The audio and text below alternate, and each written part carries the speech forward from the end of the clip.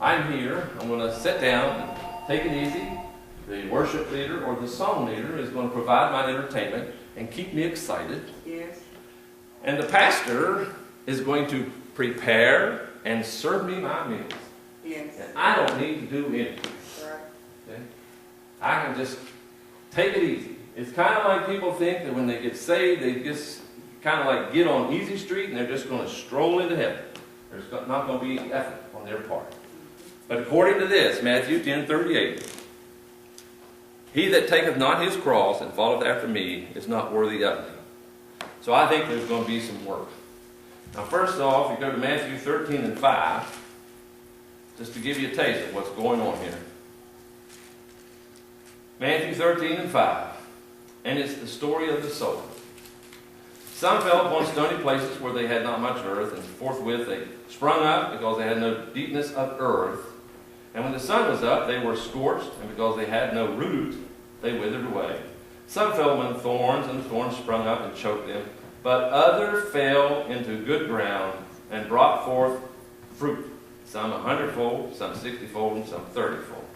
Now, anybody that's had a garden knows in order to get anything to grow, you've got to work it. There's weeds to pull, there's hoeing to do. So that's kind of like the Christian life. You're not going to get this thing free in the sense that you don't have to do nothing. When the seed of God is planted in your heart, you've got to nurture that thing. Can't depend on the pastor all the time to give you the water and all this. You've got to get something for yourself. Okay? Yes. If you want them roots to grow and to grow deep, it's your responsibility to dig in and get it. Amen. Jesus. All right, so that's the first thing. All right, now the second part of the cross here, I mentioned earlier, you ever wonder why there is evil in the world? Yes. I'll show you, let's see, Ephesians 4:11.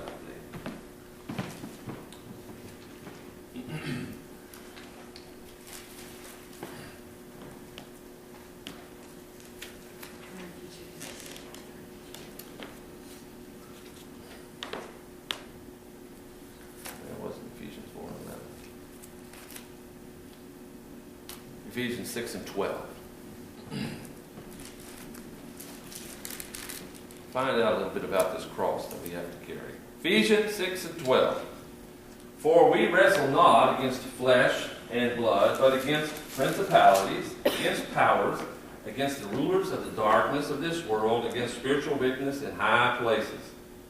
Now that sounds like effort on my part. I mean, that sounds to me like we're going to have to do something. We're going to have a battle fight. Apostle Paul said he warred daily against this flesh. So now if you go look, take you over to some Old Testament stuff here. Isaiah 45:6.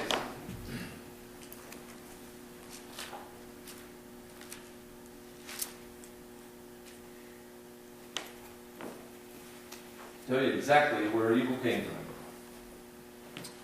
Isaiah 45:6. That they may know from the rising of the sun and from the west that there is none beside me. This is the Lord speaking. I am the Lord, and there is none else. I form the light and create darkness. I make peace and create evil. I, the Lord, do all these things. God did that. God put all this into place, including Satan and all the evil that emanates from him, for a reason. Okay? All right, now go look at Colossians 1:16. Colossians 1:16. For by him were all things created that are in heaven and that are in earth, visible and invisible, whether they be thrones or dominions or principalities or powers. All things were created by him, and why? And for him, to achieve his purpose. Now, I guess I better say this right up front here, that I do not profess to know the mind of God. The mind of God is just beyond all of us. But I believe, as the Apostle Paul said, that we get glimpses through this glass that's still a little bit dark. We won't really understand until we're on the other side completely. But I believe that God gives us glimpses. And I remember thinking one time, well, Lord, this whole thing is just puzzling to me.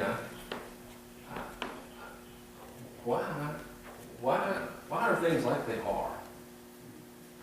And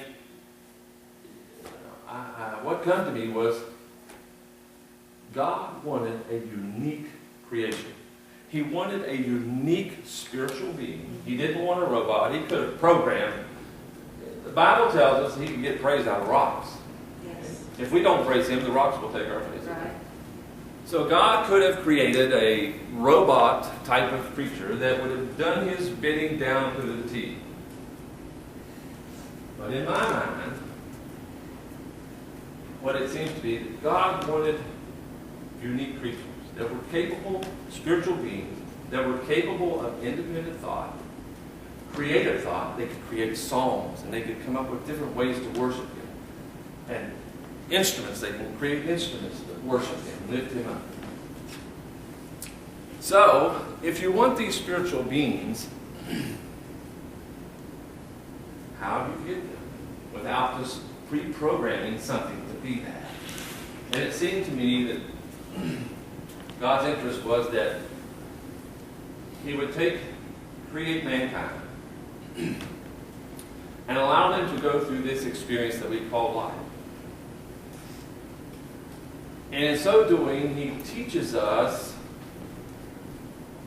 self-control, self-discipline, things to do, things not to do, so that when we do get to the other side, he will have what he wanted. He will have the creatures, the spiritual beings that he wanted.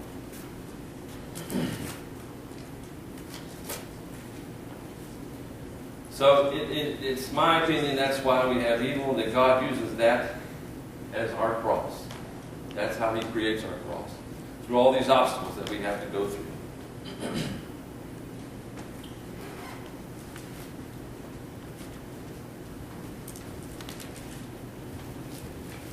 All right, let's look at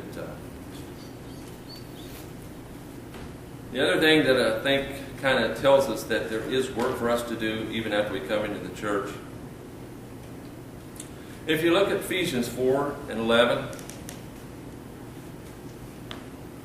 and he gave some apostles, some prophets, some evangelists, and some pastors and teachers. Now, if there wasn't something for us to do, if there wasn't more than just coming in and being saved, if that was it and we got everything up front, why would we have to have them?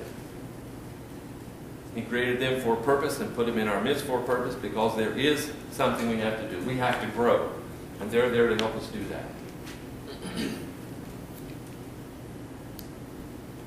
And this is a struggle. Life is a struggle. I'll share with you a story some of you may have heard of. But I recall a story of a person, I don't remember now if it was a young gentleman or a young lady, might be, but they happened upon a butterfly while it was coming forth from the cocoon. There's a name for that, I don't recall it right on.